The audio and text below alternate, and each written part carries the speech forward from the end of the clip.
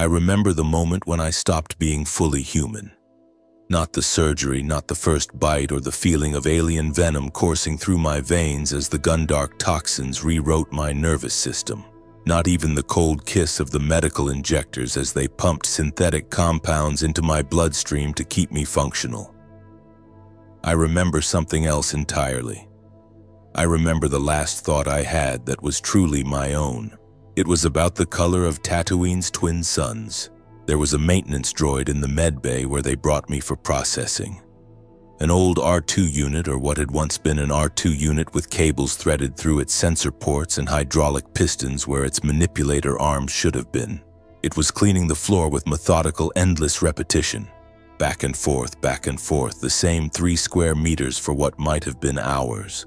Its hull was the color of old Durasteel, scratched and dented by years of service in the Outer Rim territories. But its sensor dome, force preserve me, its sensor dome was blue. Not the deep midnight blue of Imperial Navy uniforms. Not the electric cerulean of lightsaber discharge, but the soft faded blue of a Tatooine sky at dawn before the heat storms arrived. The kind of blue that makes you think of home, of childhood, of times when the galaxy seemed vast and full of wonder rather than an endless grind of survival and fear. I stared at that blue dome as the medtechs prepared their instruments. And I thought about how beautiful it was. How strange that something so simple, so innocent could exist in a place like this. How it reminded me of my sister's favorite dress, the one she wore to the Bunta Eve celebrations. The one that made her look like she was wearing pieces of the sky. That was my last purely human thought. The recognition of beauty for its own sake, unmarked by the survival calculations and predatory instincts that would soon dominate everything I was. The Gundark infestation of Ryloth begins long before the creatures themselves arrive.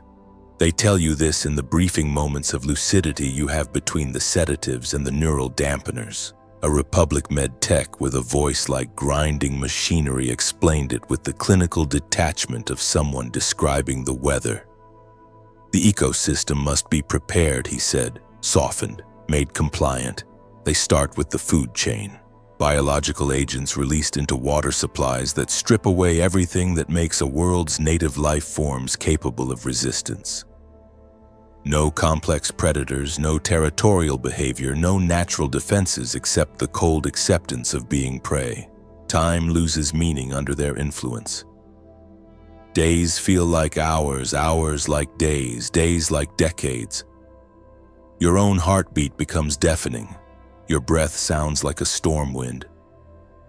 The blood rushing through your ears becomes a symphony of terror. Then comes the behavioral modification. Subliminal transmissions in BASIC played at frequencies just below conscious awareness. Your sleeping mind absorbs the protocols, learns new patterns, new ways of thinking. Compliance, efficiency, the sacred acceptance of your place in the food chain, the blessed simplicity of being hunted. They feed you just enough to keep you alive, but not enough to think clearly. Processed nutrients laced with neurological inhibitors, water that tastes of metal and ozone. Your body begins to forget what it means to be satisfied, to be safe, to be anything other than prey waiting to be consumed. I fought it. At first, we all did. The human mind is remarkably resilient, capable of maintaining its sense of self even under the most brutal conditions. I held on to memories like precious stones, turning them over in my mind during the long dark hours. My name, my homeworld, the face of my mother weeping as the clone troopers dragged me away for the crime of questioning a separatist supply convoy that had been hitting refugee camps. Kale. My name was Kale Voss of the planet Malastare, Outer Rim Territories, grid coordinates L14, Sector 7G.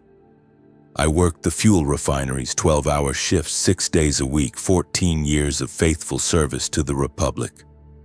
I had a wife once before the war took her, no children by the grace of the Force, though we tried for many years. These details became my anchor, my lifeline in the storm of mental dissolution.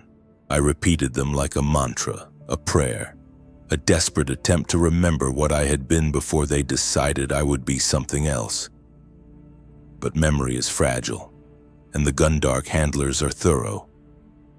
Each day brought new chemicals, new procedures, new violations of the sanctity of thought. They mapped my neural pathways with probes that felt like ice picks driven directly into my brain.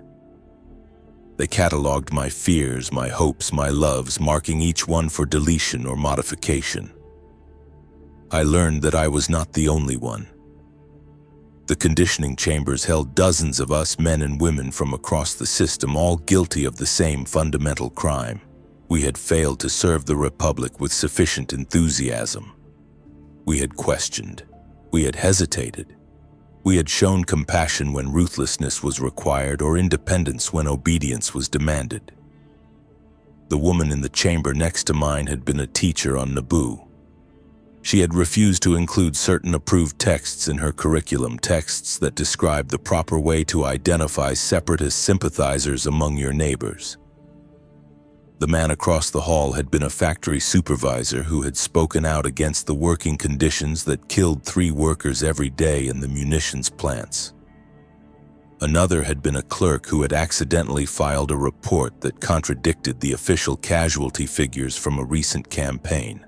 Small crimes, human crimes, the kinds of moral failures that marked us as unfit for normal service to the Republic, but not so severe as to warrant simple execution. We were waste that could be recycled, flesh that could be repurposed, minds that could be edited and improved. The handler with the grinding voice visited each of us in turn, explaining our futures with the same mechanical precision he might use to describe the maintenance schedule for a hyperdrive. We would become bait, he said. We would serve the Republic and the Jedi Order with perfect loyalty, perfect efficiency, perfect acceptance of our fate. Our bodies would be modified as needed. Neural implants, chemical cocktails, behavioral conditioning, whatever the mission required. Our minds would be stripped of everything unnecessary, everything that might interfere with our designated function. Fear would remain, but it would be focused and productive. Love, ambition, curiosity, the capacity for suffering or joy or any emotion more complex than basic survival responses would be eliminated. We would become lures, living bait, blessed with just enough consciousness to attract predators, but nothing more. We would never again know hunger or thirst or pain in any meaningful sense because pain was counterproductive to our function. We would never know loneliness or sorrow or the desperate ache of unfulfilled desire.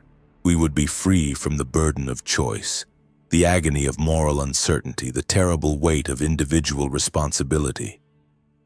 It was, he assured us, a mercy, a gift from the Republic to those too weak to serve it properly as full human beings.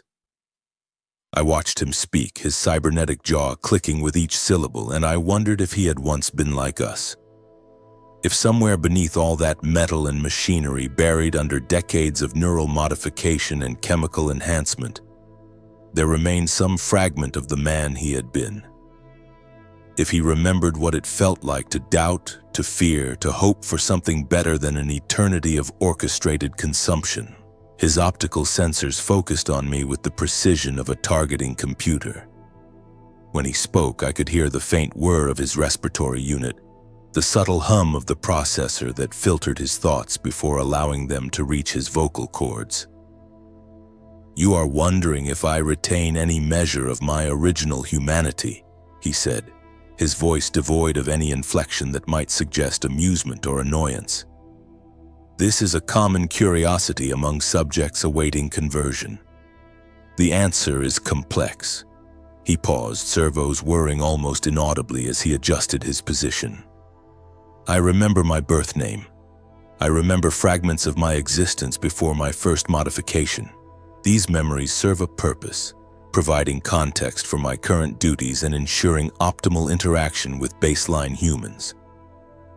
They are retained not out of sentiment, but utility." The red glow of his optical sensors never wavered. "You fear the loss of self, but you misunderstand what the self truly is. You believe consciousness to be some sacred flame when in truth it is merely a pattern of electrical impulses, chemical reactions, synaptic connections that can be mapped, modified, improved.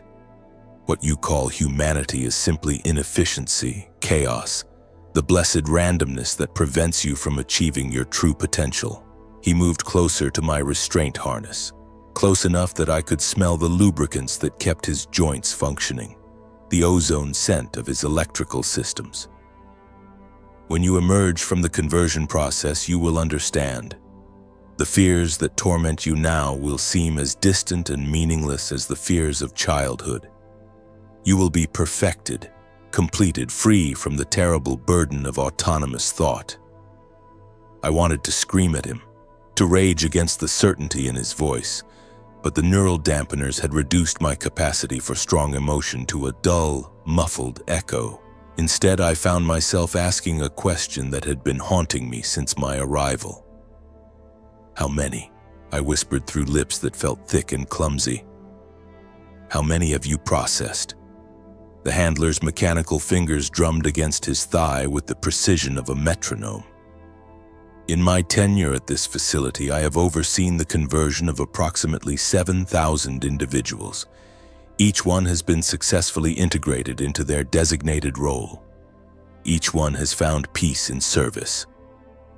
7,000. The number hit me like a physical blow, spreading through my consciousness like ice water in my veins. 7,000 minds wiped clean. 7,000 souls reduced to components in the vast machine of galactic warfare. 7,000 people who had once laughed and cried and loved and dreamed, now walking through their assigned duties with the same mechanical precision as the processors that guided their every action. "Where do they go?" I asked. "What happens to them?" "They serve," he replied, as if the answer was so obvious that the question itself was redundant.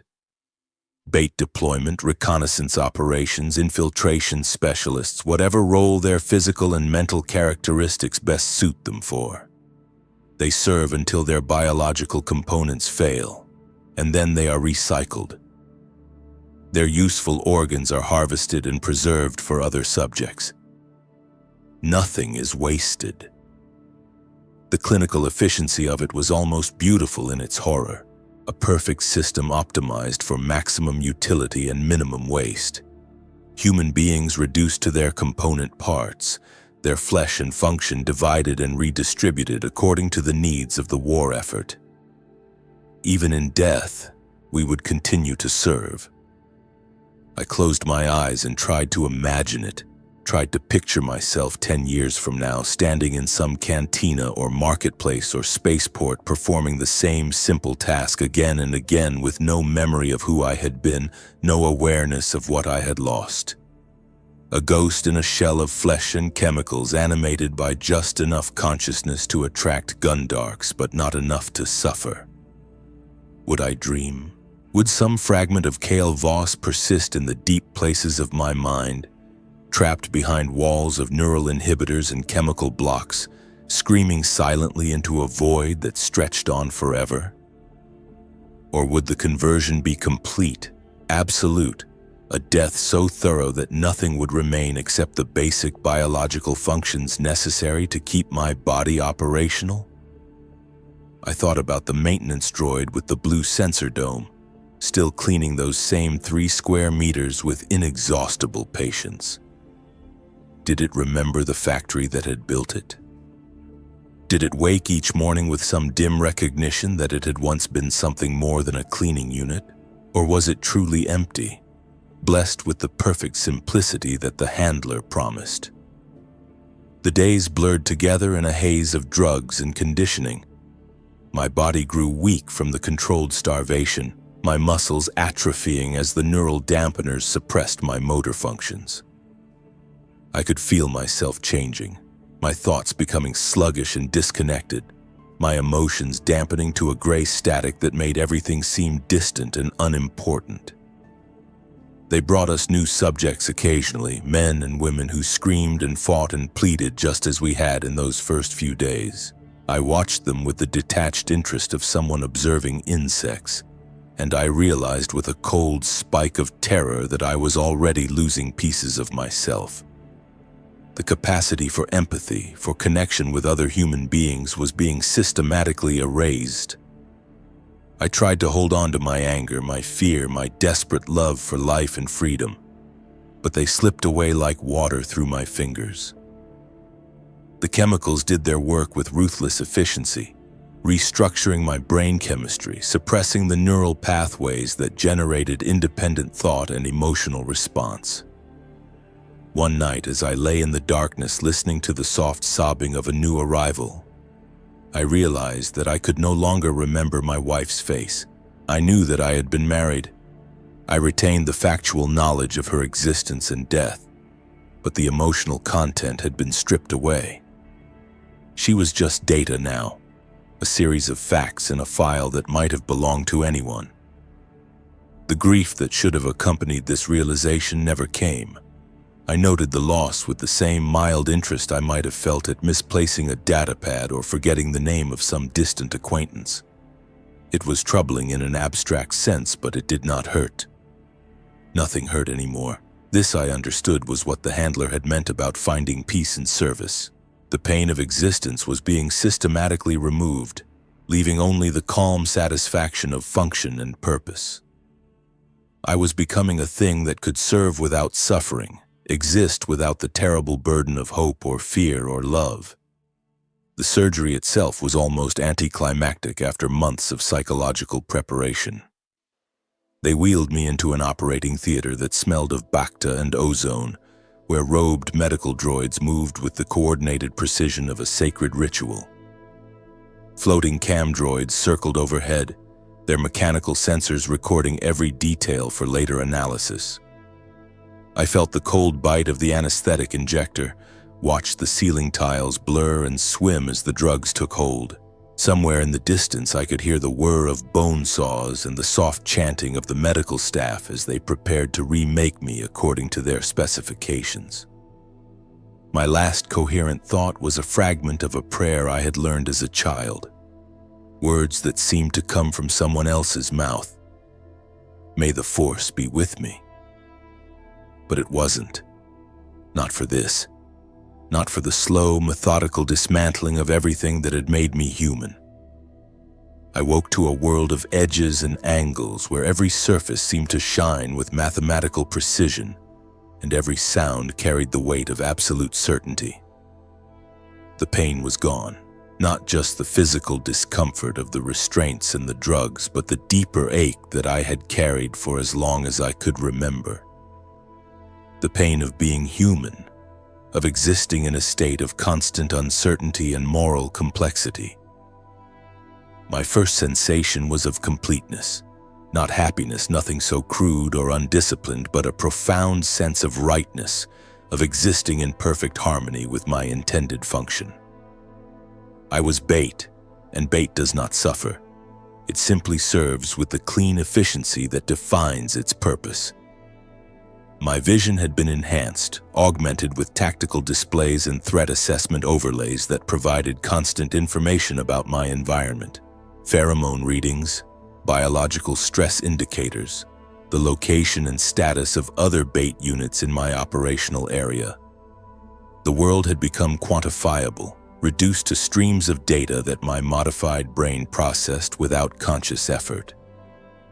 I was in a staging area of some kind, massive and dimly lit, filled with the constant sound of machinery and the soft humming of life support systems. Transport pods carried endless streams of supplies past workstations where other converted humans performed their assigned tasks with inhuman precision. The air tasted of recycled atmosphere and the chemical additives that kept us functional despite our modifications. My body was different. Lighter somehow, more responsive. I looked down at myself and saw that my arms bore the subtle scarring of surgical modification, my torso marked with the entry points where neural interfaces had been installed. Chemical dispensers, pheromone generators, threat response modulators, everything I needed to perform my designated function as a lure for the galaxy's most dangerous predators. The modifications went deeper than the visible changes. My nervous system had been rewired, optimized for the specific tasks I would perform. My muscle memory had been erased and replaced with perfect knowledge of evasion procedures, threat assessment protocols, survival maximization techniques. I knew things I had never learned, understood processes I had never seen, possessed skills that had been directly programmed into my modified brain. But the most important change was in my thinking itself. The chaotic storm of human consciousness had been replaced with something cleaner, more focused. I could still think, still process information and make decisions, but only within the parameters of my function. The curiosity that had once driven me to question authority, the empathy that had made me care about the suffering of others, the creativity that had allowed me to imagine better ways of doing things, all of it was gone. I felt no loss at their absence. They had been inefficiencies, obstacles to perfect service, sources of the kind of doubt and hesitation that weakened operational effectiveness. Without them, I was free to pursue my purpose with absolute dedication. A handler approached my staging area, his optical sensors scanning my performance metrics. I felt a surge of satisfaction as the data confirmed what I already knew. My integration exceeded baseline parameters by 23% with zero behavioral anomalies and optimal biochemical efficiency. I was performing exactly as designed. Unit designation Kappa 7741, he intoned, his voice carrying the authority of absolute certainty. You will be transferred to Deployment Bay Delta 7 for field assignment. Report to Handler Prime Vextus for mission briefing and equipment allocation. I acknowledged the order with a simple nod and began the process of transitioning from my staging area. The movement was smooth, automatic, requiring no conscious thought or decision-making. I simply followed the new instructions, my modified brain calculating the most efficient route through the facility while my enhanced legs carried me forward with tireless precision. The corridors were filled with others like myself, each one moving with the same purposeful efficiency toward their assigned duties. We passed each other without acknowledgement or interaction, our attention focused solely on our individual functions. There was no need for communication, no desire for social contact. We were components in a larger machine, each one perfectly designed for their specific role. I tried to remember what it had felt like to want things, to yearn for companionship or recognition or anything beyond the simple satisfaction of completing my assigned tasks. The memory was there, filed away in some inaccessible corner of my modified mind, but it carried no emotional weight. It was simply data, as meaningless as the atmospheric composition of some distant star. Handler Prime Vextus was waiting in Deployment Bay Delta 7, a facility even larger than the staging area I had come from. The air here hummed with higher energy processes, and I could see other bait units engaged in final preparation procedures. Field equipment, judging from the distinctive markings and the smell of real atmosphere that clung to the gear. Vextus greeted me, his voice carrying a slight modulation that indicated approval. Your integration metrics suggest suitability for high-risk deployment protocols. You will be assigned to Gundark interdiction operations in the Outer Rim territories. The significance of this assignment registered in my consciousness like a warm glow of purpose. To serve as bait for the galaxy's apex predators. To contribute to the sacred work of protecting civilization from the monsters that lurked between the stars. It was an honor beyond measure. My chemical processors, such as they were, surged with manufactured pride at being chosen for such vital duty. Vextus led me to a preparation station equipped with atmospheric processors and biosignature modulators that could tailor my scent and biochemical emissions to attract specific types of predators. The processes were complex, requiring constant attention to environmental conditions, metabolic purity, and the proper calibration of attractive compounds.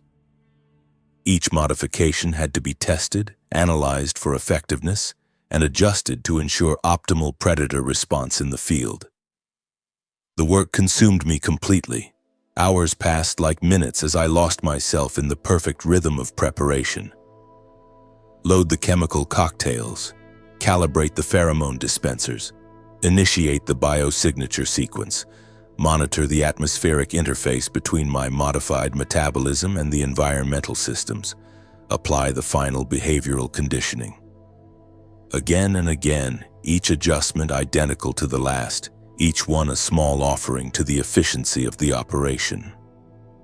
I felt no fatigue, no boredom, no desire for rest or variation. The modifications to my body had eliminated such weaknesses, leaving me free to pursue my purpose with tireless devotion. My enhanced senses tracked microscopic variations in the preparation process. My modified hands made adjustments too precise for baseline human capability. My reconstructed brain calculated effectiveness metrics with the speed and accuracy of a navigation computer. This was what Handler Prime Vextus had promised.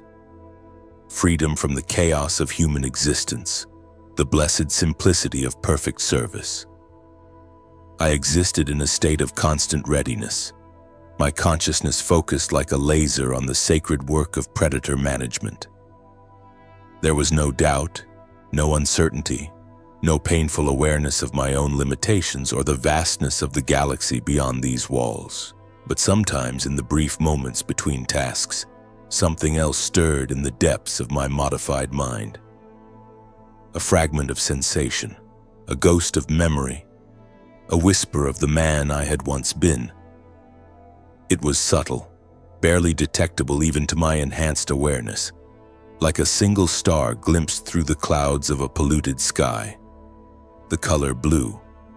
I would see it sometimes in the operational displays of the equipment, a faint tint that reminded me of something I could no longer quite grasp.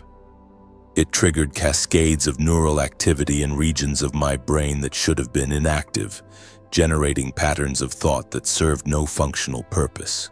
The sensation was brief, lasting only milliseconds before my behavioral inhibitors suppressed it.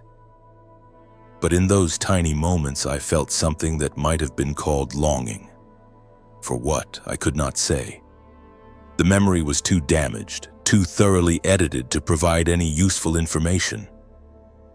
But the feeling persisted, a tiny flaw in the perfect clockwork of my modified consciousness, a reminder that somewhere beneath all the chemicals and programming, some fragment of Kale Voss endured. I reported this anomaly to Handler Prime Vextus during my scheduled maintenance cycle. Efficiency demanded complete honesty about any irregularities in my function, and I felt the familiar satisfaction of following proper protocol. Describe the nature of these irregular thought patterns, Vextus instructed, his optical sensors focusing on my neural interface ports. Brief episodes of non-functional neural activity triggered by specific visual stimuli, I replied. Duration approximately 0.3 seconds. Frequency irregular but increasing. No impact on performance metrics or task completion rates. Vextus's mechanical fingers drummed against his thigh as he processed this information. Color-based memory echoes, common in subjects with strong pre-conversion emotional associations. Typically indicates incomplete neural restructuring in the hippocampus region. He moved to his data terminal and began inputting commands. Recommend immediate corrective procedure to address residual neural pathways. Schedule Unit Kappa 7741 for deep memory excision and enhanced behavioral conditioning. I acknowledged the recommendation with appropriate gratitude. The anomalies served no purpose and represented a potential source of inefficiency in my function. Their removal would make me a more perfect servant of the Republic, free from the last traces of the weakness that had once defined my existence as a baseline human. Yet as I prepared for the procedure, that faint whisper of blue seemed to pulse more strongly in my modified consciousness. For reasons I could not understand or analyze, I found myself hoping that they would fail to find it, that some small corner of Kale Voss would survive even this final purification. The thought was illogical, counterproductive, a violation of every principle that now governed my existence. I should have reported it immediately, submitted myself for emergency reconditioning to address this dangerous deviation from acceptable parameters. Instead, I filed it away in the deepest recesses of my mind and continued with my assigned duties, preparing for deployment with the same mechanical precision, while a part of me that should not have existed watched the blue indicators on the equipment displays and remembered for just a moment what it had felt like to be human. The deep memory excision was scheduled for the next maintenance cycle, but the Force, in its infinite complexity, had other plans. A priority override came through the facility's command network, redirecting all available resources toward an emergency deployment.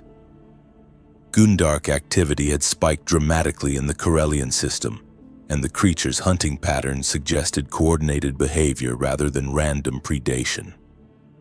Standard interdiction protocols were proving inadequate, requiring specialized bait units to investigate and contain the threat before it spread to the core worlds. Handler Prime Vextus informed me of the change with the clinical detachment that marked all his communications. Corrective procedure postponed indefinitely, all resources dedicated to Operation Crimson Hunt. Your anomalies are deemed acceptable for current operational requirements. I felt something that might have been relief, though I lacked the emotional framework to properly identify the sensation. The reprieve meant that the fragment of Kale Voss could continue its hidden existence in the depths of my modified mind, watching and remembering even as Unit Kappa 7741 pursued his sacred duties with tireless efficiency. The emergency deployment cycle was unlike anything I had experienced since my conversion. The facility operated at maximum capacity for weeks on end, every bait unit pushing their modified bodies to the limits of design tolerance. The air hummed with constant activity, the blessed sound of efficient preparation being carried out on a scale that defied comprehension. My own preparation time decreased by 40% as I integrated new protocols and eliminated unnecessary procedures from my routine. Each chemical cocktail that passed through my systems was a prayer made manifest, a tiny instrument of predator management that would soon find its way into the most dangerous hunting grounds in the galaxy. The work was sacred, beautiful in its perfect simplicity and absolute purpose. But the hidden Kale watched it all with growing horror. The chemical modifications I crafted with such mechanical devotion would kill, not just the Gundarks that were our intended targets, though they would certainly do that, but innocent creatures as well. Collateral casualties, ecosystem disruption, the inevitable damage that accompanied any biological warfare campaign. Each perfectly calibrated pheromone burst would disrupt mating patterns and feeding behaviors, ending cycles of life that had persisted for millions of years. This knowledge should not have disturbed me. The unit that I had become understood that death was merely another form of utility, that the needs of civilization superseded any individual concerns about environmental preservation. But the ghost of my former self recoiled from the implications of my work, horrified by the realization that I had become a component in the vast machine of galactic extinction. A weapon aimed not just at dangerous predators, but at the complex web of life that connected all living things. I tried to suppress these thoughts, to focus on the sacred nature of my duty and the honor of serving the Republic's citizens. But they persisted, growing stronger as the emergency deployment cycle continued. I began to notice things that should have been invisible to my modified consciousness. The waste products of the preparation process, the resources consumed in the creation of biochemical weapons, the terrible efficiency of a system designed to turn human beings into instruments of ecological destruction. The facility processed hundreds of tons of organic compounds every day, transforming them into endless streams of pheromone attractants, metabolic disruptors, and behavioral modification chemicals. The numbers were staggering, beautiful in their mathematical precision, horrifying in their implications for the ecosystems they would devastate. I calculated that in my months of service I had personally contributed to the preparation of approximately 847 different biochemical weapons. Assuming standard effectiveness rates and environmental penetration ratios, my work had contributed to the disruption of roughly 12,000 individual ecosystems. Not all of them had contained dangerous predators. Statistical analysis of deployment records suggested that at least 30% had been stable, peaceful environments whose only crime was existing in regions where Gundark activity might potentially develop. 3,600 innocent biospheres.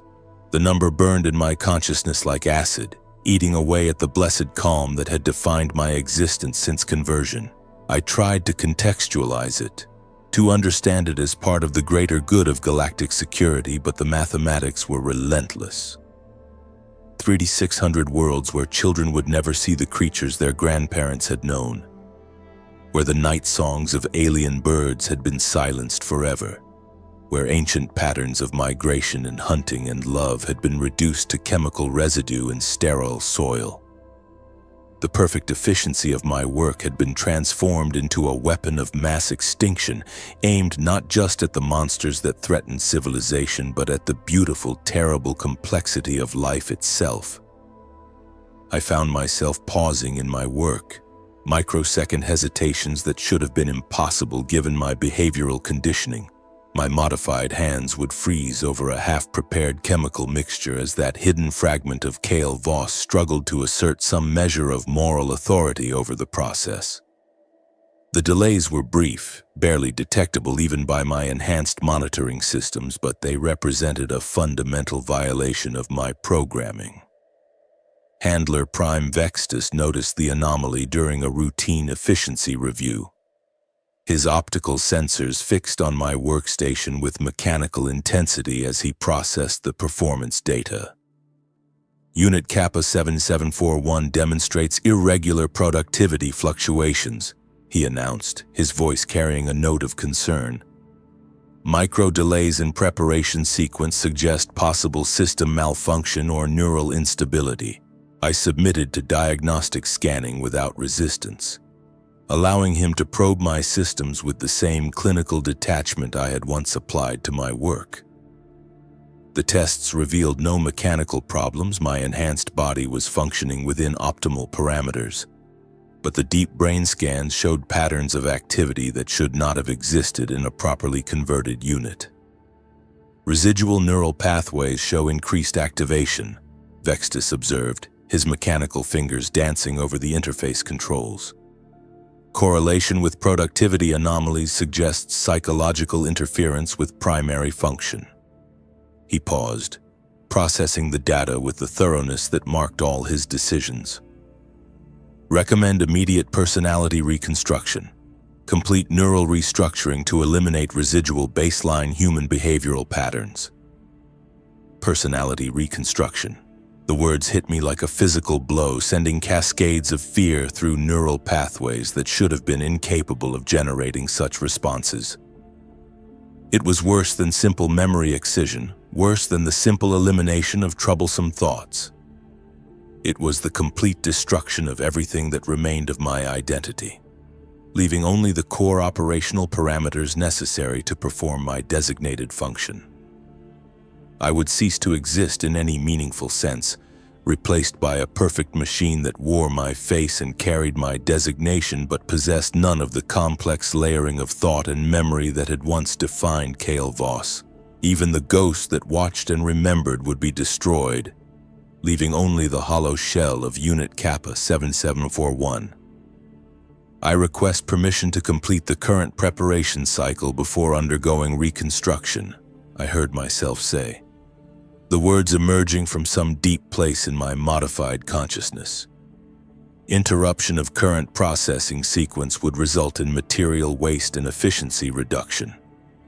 Vextus's optical sensors focused on me with renewed intensity.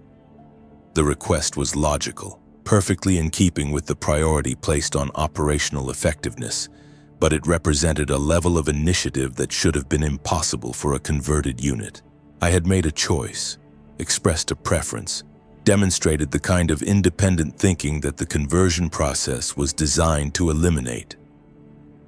"Acceptable," he replied after a long moment. "Reconstruction scheduled for completion of emergency deployment cycle. Continue current duties under enhanced monitoring protocols." I acknowledged the order and returned to my work. But something fundamental had changed. The act of making a choice, however small, had awakened something in the depths of my modified mind. The ghost of Kale Voss stirred, stretching muscles it had forgotten it possessed, testing the boundaries of the mental cage that had contained it since my conversion. The enhanced monitoring meant that every aspect of my function was now under constant surveillance. Micro cameras tracked my movements. Neural probes monitored my thought patterns. Efficiency sensors measured every aspect of my performance. I was a specimen under examination, a malfunctioning machine awaiting repair. But the watchers, thorough as they were, could not see into the deepest places of my consciousness. They monitored the unit that performed his duties with mechanical precision, but they could not detect the human soul that watched and remembered and slowly began to plan. For the first time since my conversion, I began to think about the future, not the endless repetition of assigned tasks that had defined my existence, but the possibility of something more. The personality reconstruction would destroy me utterly, leaving nothing behind except a hollow shell that would serve with perfect efficiency until its biological components finally failed, unless I could find a way to prevent it. The thought was madness, a violation of every principle that governed my existence as a converted unit. But it burned in my consciousness like a star, impossible to ignore or suppress. I was going to die anyway. The reconstruction would see to that. The only question was whether I would go quietly into that digital darkness or fight to preserve some fragment of the man I had once been. I began to study the facility around me with new eyes, analyzing security protocols and surveillance patterns, mapping the movements of handlers and the locations of critical systems. It was dangerous, requiring me to function on two levels simultaneously. The obedient unit performing his duties without question, and the hidden human planning something that could only be called rebellion. The irony was not lost on me. The very modifications that had stripped away my humanity had also given me capabilities far beyond what Kale Voss had ever possessed. My enhanced vision could detect security blind spots invisible to baseline humans.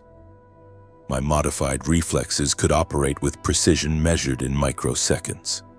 My reconstructed brain could process tactical information with computer-like efficiency.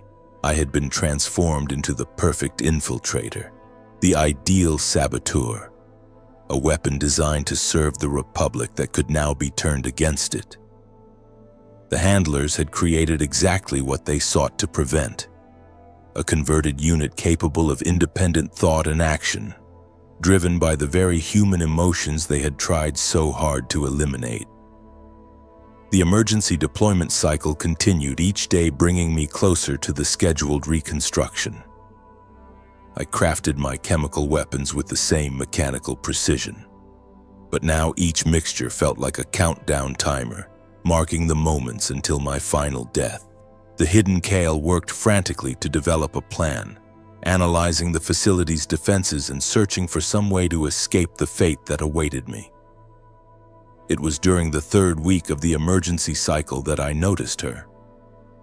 Another converted unit, designation Beta 9983, assigned to quality control testing of finished biochemical weapons. She moved through her duties with the same mechanical efficiency that marked all of our kind, but there was something different about her movements, a subtle variation in her behavioral patterns that caught my attention. Her eyes. They were the same dead optical sensors that stared from every converted unit's face, artificial replacements that served their function with perfect efficiency. But sometimes, when she thought no one was watching, they would focus on things that served no operational purpose. The pattern of shadows on the wall, the way chemical vapors danced in the light from the processing lamps, the faded murals that decorated the facility's upper levels.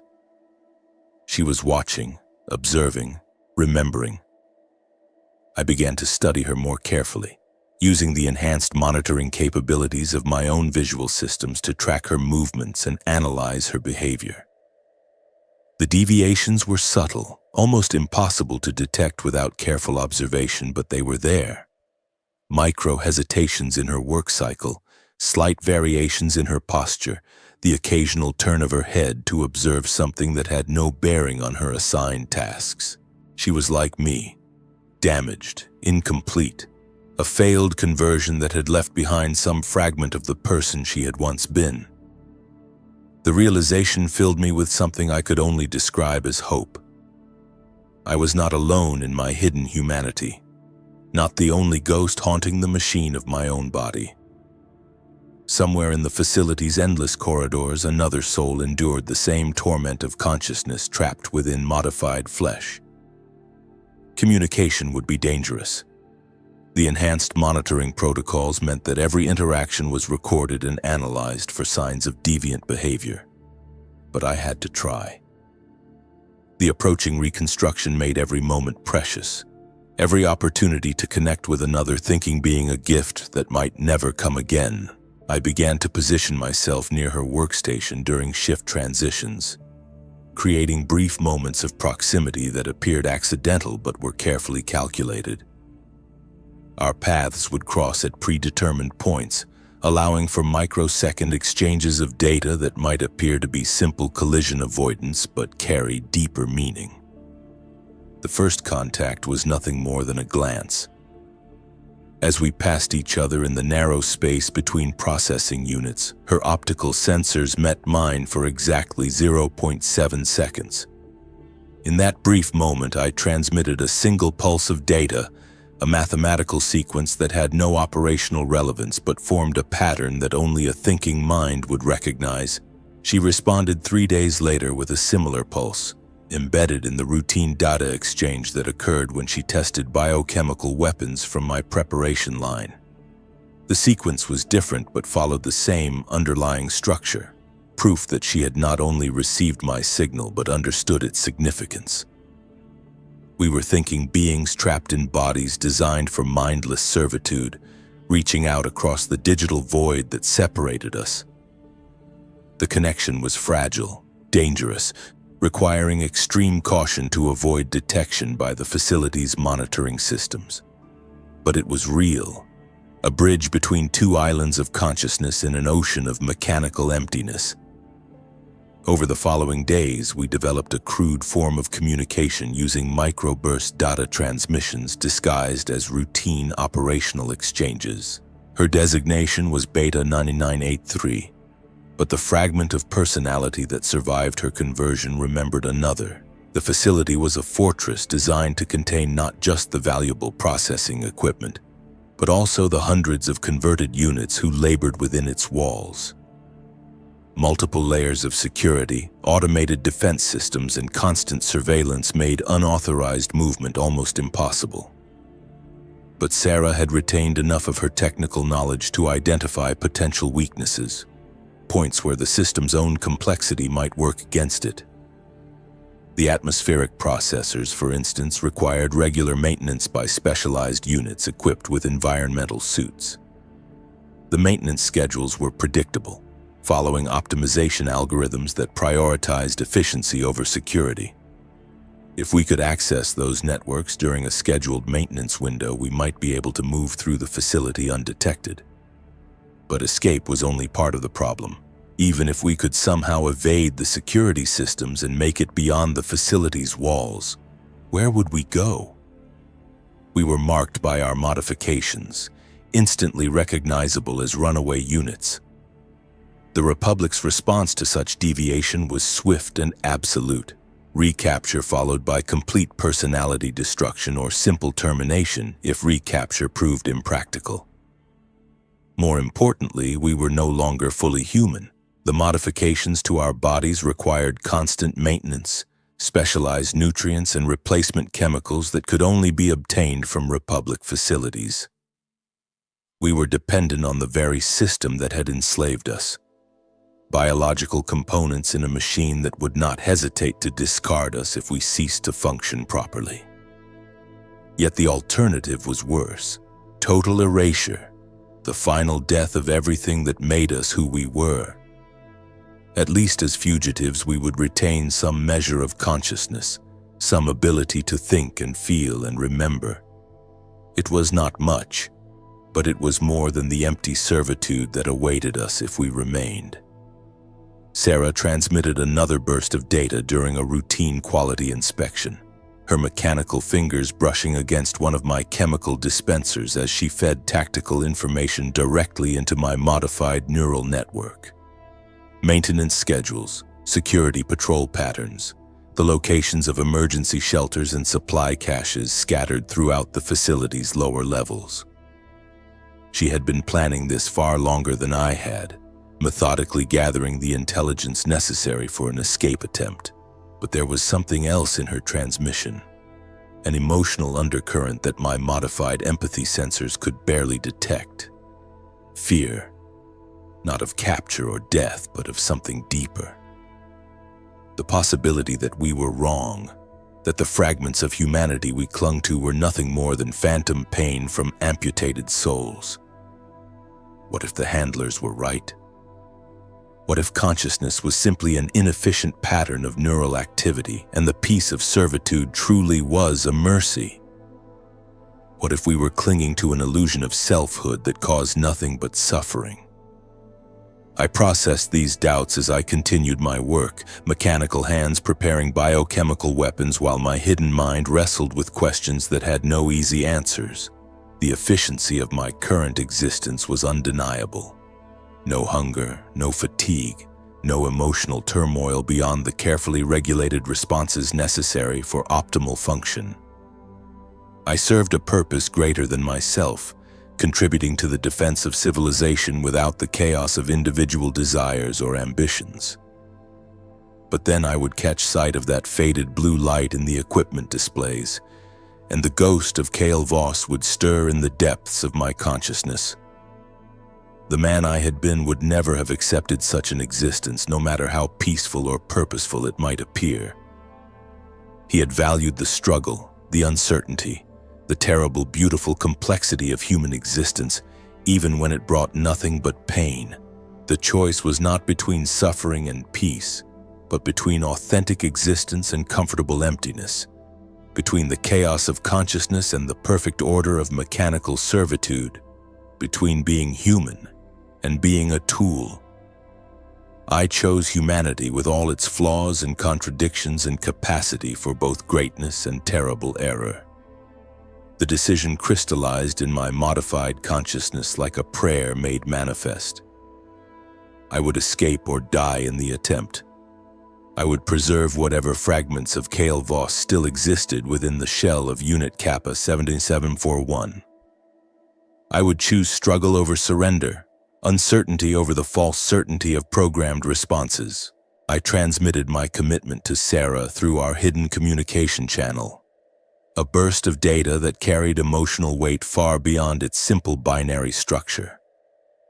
She responded with coordinates and timing information, the final details of a plan that would either free us or destroy us utterly.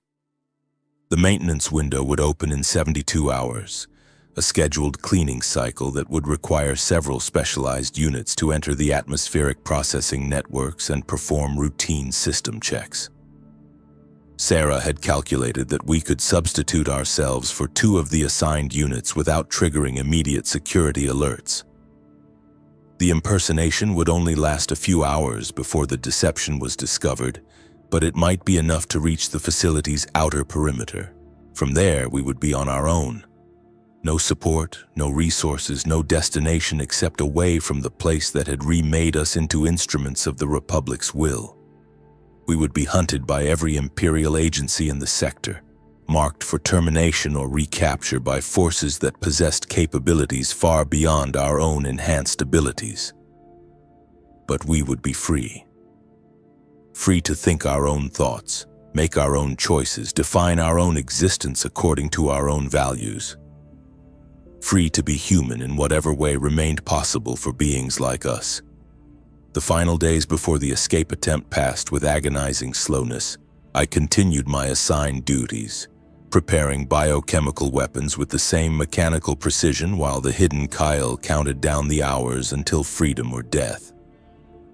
The monitoring systems detected no anomalies in my behavior, no deviation from acceptable unit parameters. To all external observation, I remained the perfect example of successful conversion. But internally, I was experiencing something that could only be called resurrection. The fragments of my original personality began to coalesce, drawing strength from each other as they prepared for the monumental effort that lay ahead. Memories surfaced from the depths of my modified consciousness, not the clinical data that had replaced my emotional responses, but genuine recollections tinged with feeling and meaning. I remembered my wife's laugh, the sound she made when she was truly happy rather than merely amused. I remembered the taste of real food, not the nutrient paste that sustained my current existence, but the simple pleasure of fresh fruit and clean water. I remembered what it felt like to make choices based on personal preference rather than optimal efficiency, to act from love or anger or hope rather than programmed responses. The remembering was painful, a constant reminder of everything I had lost. But it was also liberating. Each recovered fragment of Kale Voss strengthened my resolve, proving that something authentic still existed beneath the layers of chemical modification and neural conditioning. I was more than the sum of my programming, more than a tool with delusions of consciousness. On the final night before our escape attempt, I allowed myself one last look around the preparation facility that had been my world for so many months. The endless rows of workstations, the blessed machinery that turned raw materials into instruments of ecological warfare, the other converted units moving through their assigned duties with perfect efficiency. It was a monument to the Republic's ability to transform chaos into order, to bend even human consciousness to serve its needs. But it was also a prison, a place where souls went to die in the service of a machine that valued function over feeling, efficiency over empathy, order over the beautiful chaos of authentic existence. Tomorrow, Sarah and I would either escape this place or join the thousands of failed converts who had been discarded when their biological components ceased to function. I found that I was not afraid.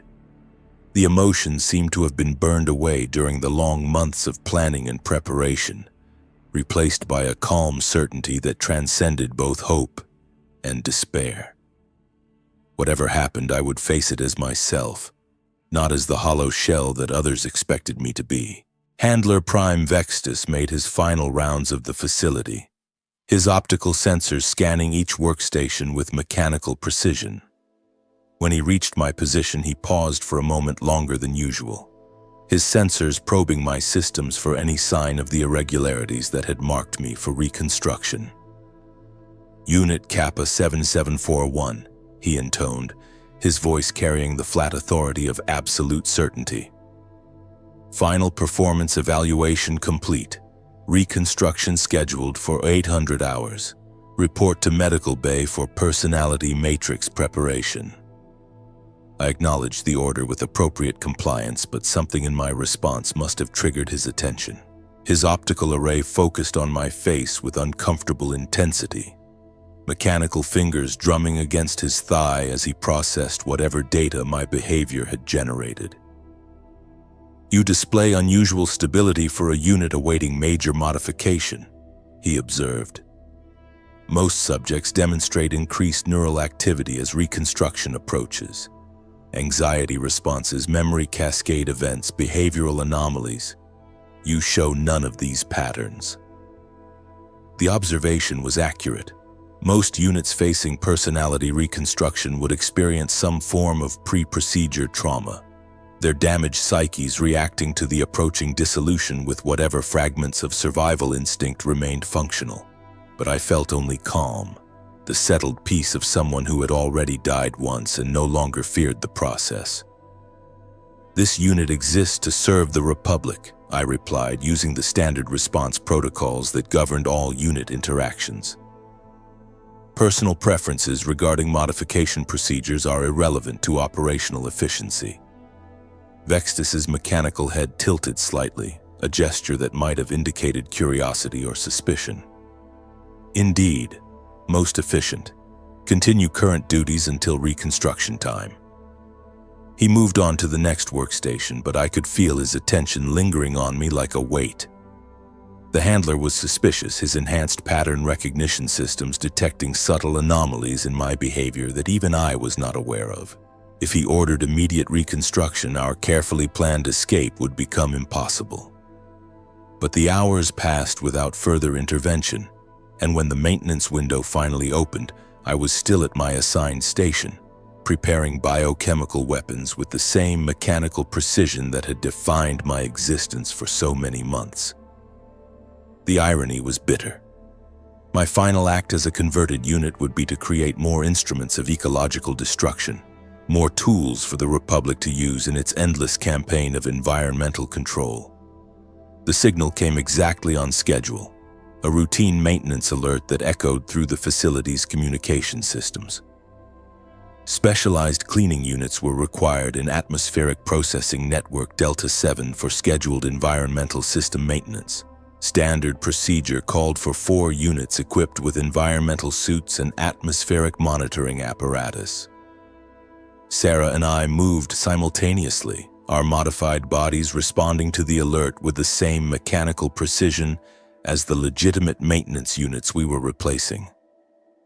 The deception would not survive close scrutiny, but the facility's automated systems were designed for efficiency rather than security. As long as our identification codes matched the maintenance roster, we would be invisible to the initial screening protocols. The equipment bay was dimly lit, filled with the specialized tools and protective gear necessary for atmospheric maintenance work. I donned the environmental suit with practiced efficiency, my mechanical hands sealing the connections and activating the life support systems that would allow me to survive in the facility's processing networks. Sarah was already suited up, her movements betraying none of the tension that must have been coursing through her modified nervous system. To any observer, we were simply 2 more units preparing for routine maintenance duties. But behind our optical sensors, human souls prepared for a desperate gamble that would either free us from bondage or destroy us utterly. We entered the atmospheric network through a maintenance hatch in the facility's lower levels, our enhanced vision adapting automatically to the darkness beyond.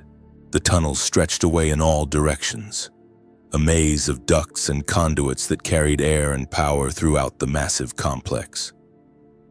Emergency lighting cast everything in a sickly green glow, creating shadows that seemed to move with lives of their own.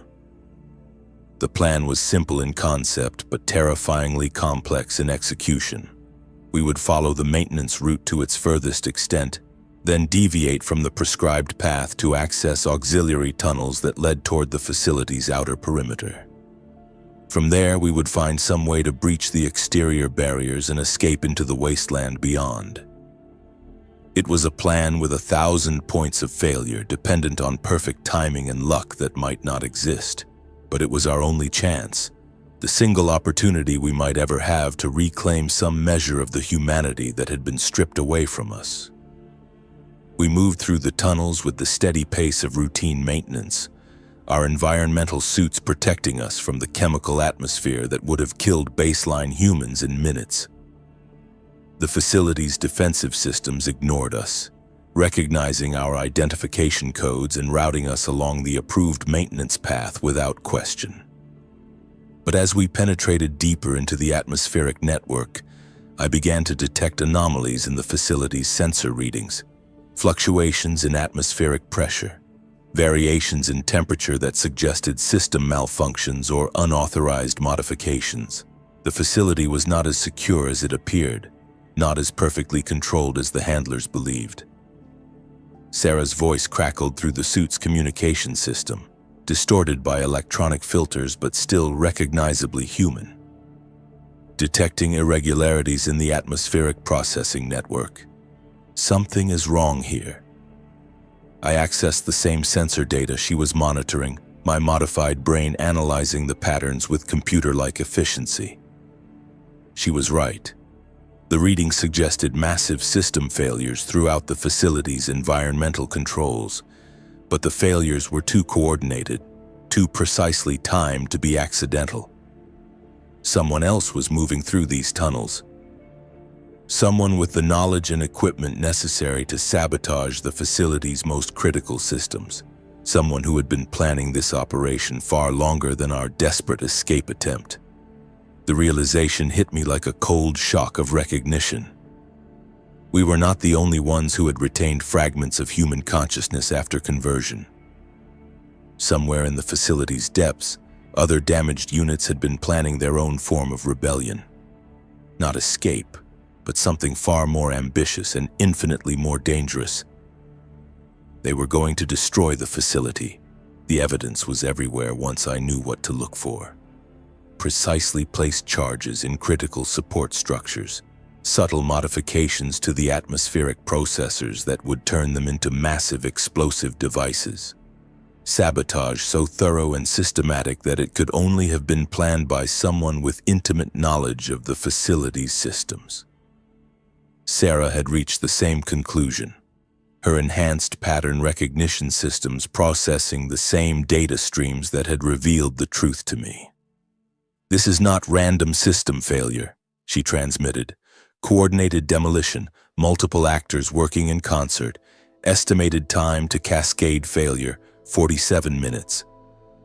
47 minutes. Not enough time to escape through the outer perimeter. Not enough time to warn the facility's defenders. Barely enough time to find shelter in the deeper levels and hope that the structural barriers would hold against the coming explosion."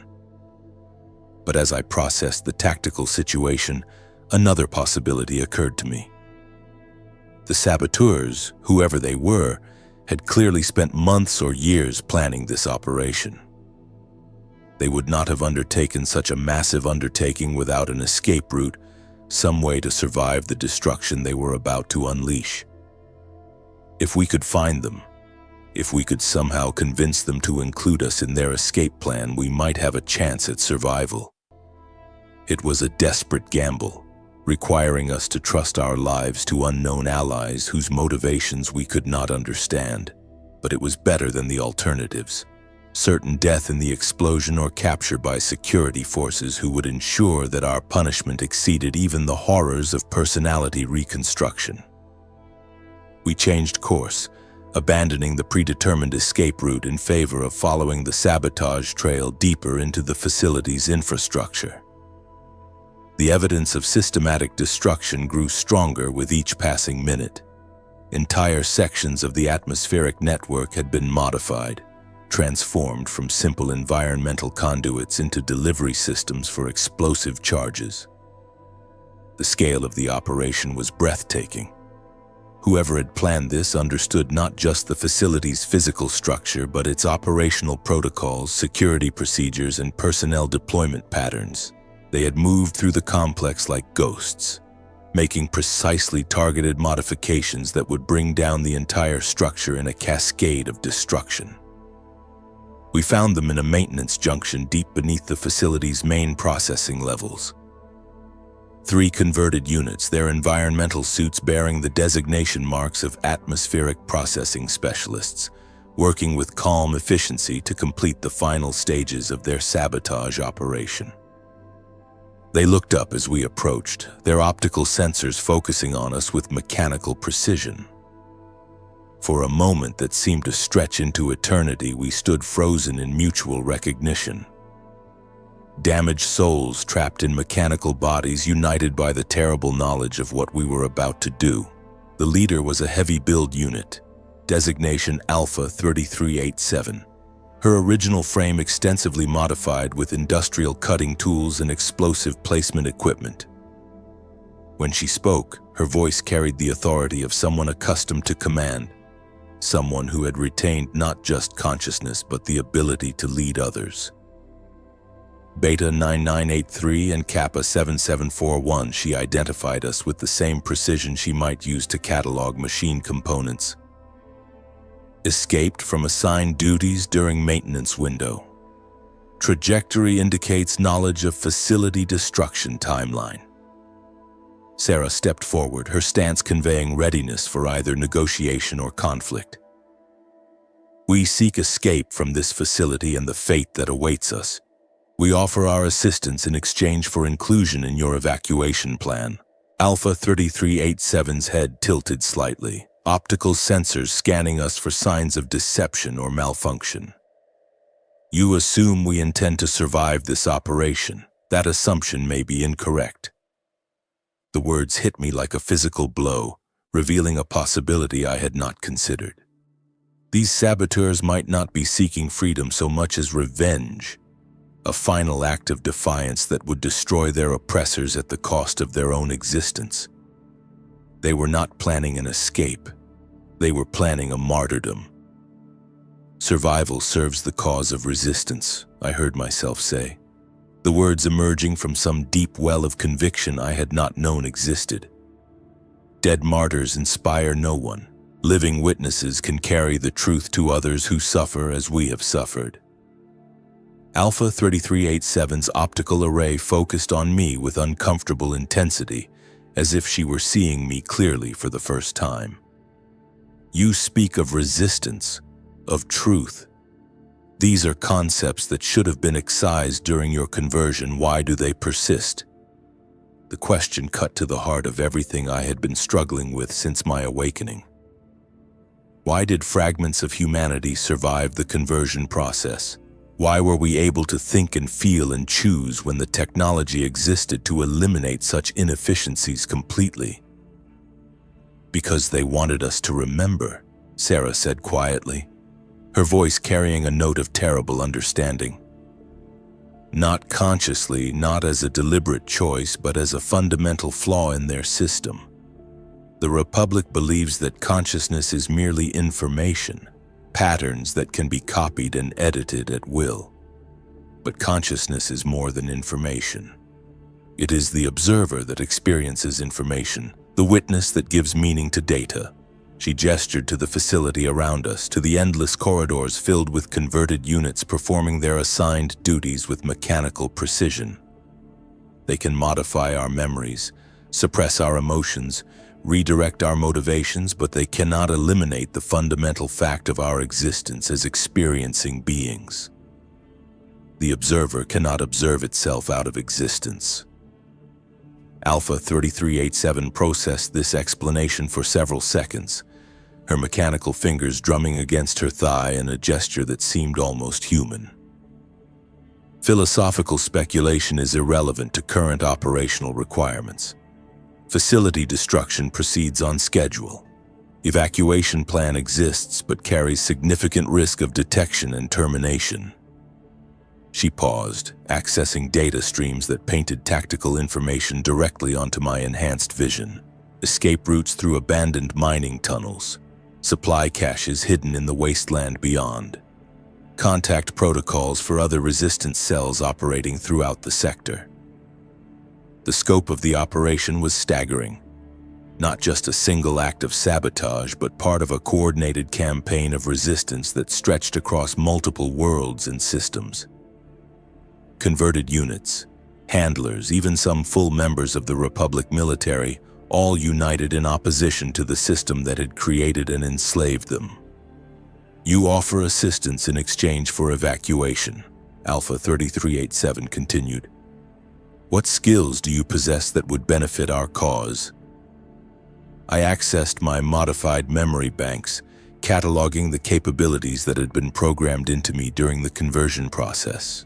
biochemical weapons expertise, ecological disruption protocols, tactical analysis systems, enhanced sensory equipment, mechanical precision beyond baseline human capability. But more importantly, I possessed something that no amount of modification could eliminate: the lived experience of being human, of existing in a state of moral uncertainty and emotional complexity that the conversion process was designed to eliminate. I remembered what it felt like to choose, to doubt, to hope for something better than endless servitude. "We remember what it was like to be human," I replied. "We can teach others to remember as well." Alpha 3387's optical sensors dimmed slightly, a response that might have indicated satisfaction or approval. "Acceptable. Time to cascade failure, 14 minutes, 23 seconds. Evacuation route leads through auxiliary mining shaft to surface. Distance, 3.7 kilometers.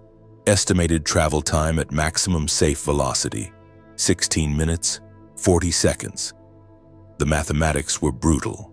We would need to move faster than safe velocity limits allowed, pushing our mechanical bodies to the edge of structural failure while navigating treacherous terrain in complete darkness. Even if everything went perfectly, we would emerge onto the surface with only minutes to spare before the facility's destruction sent shockwaves through the surrounding wasteland.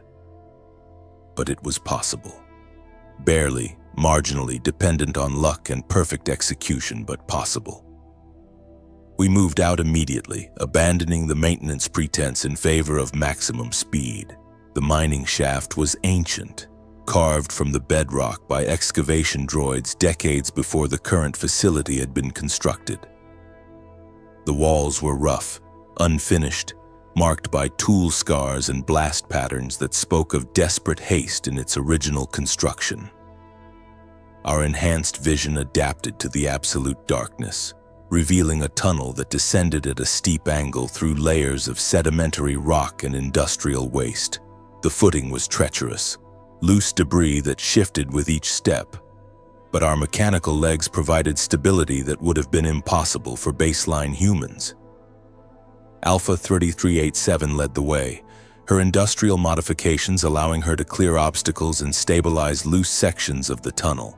Behind her, the other two saboteurs moved with the fluid coordination of a team that had trained together for months or years. Sarah and I followed as best we could, our bodies not designed for this kind of extreme terrain, but capable of adaptation beyond normal human limits. The tunnel seemed to go on forever, a descent into darkness that swallowed our emergency lighting and muffled the sounds of our passage. I found myself counting steps, calculating distances, monitoring the chronometer that displayed the time remaining until cascade failure. Each number brought us closer to safety or death, with no middle ground between the two extremes. 14 minutes, 12 minutes, 10 minutes, 8 minutes.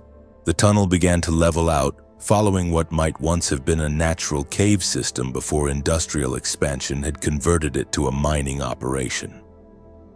The air grew thicker, filled with dust and chemical traces that spoke of surface proximity.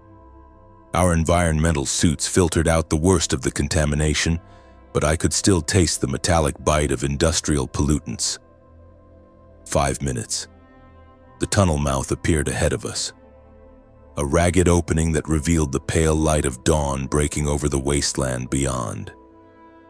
We emerged into a landscape of twisted metal and chemical scarring, the industrial detritus left behind by decades of resource extraction and biochemical manufacturing.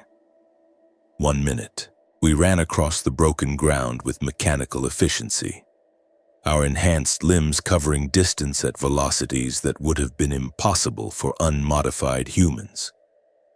Behind us, the facility continued its normal operations, unaware that in 60 seconds its existence would come to an abrupt and catastrophic end. The explosion, when it came, was nothing like I had expected. No flash of light, no dramatic fireball expanding into the sky. Instead, the ground simply collapsed, folding in on itself as the facility's structural supports failed in perfect sequence. The sound was like thunder, but muffled, distant, the rumble of a giant machine finally grinding to a halt. I turned to watch the place of my rebirth disappear into a crater of twisted metal and burning chemicals. Somewhere in that destruction were the remains of hundreds of converted units who had never awakened from their mechanical dreams. Handlers whose devotion to efficiency had blinded them to the suffering they caused, and the production lines that had turned human consciousness into just another industrial resource. It was over. The place where Kale Voss had died and Unit Kappa 7741 had been born was gone, reduced to rubble and smoke and memories that would fade with time. But something else had emerged from the ruins. Not human, not machine, but something new, something that combined the best aspects of both while rejecting the worst. Alpha 3387 checked her communication equipment, establishing contact with other cells scattered across the sector.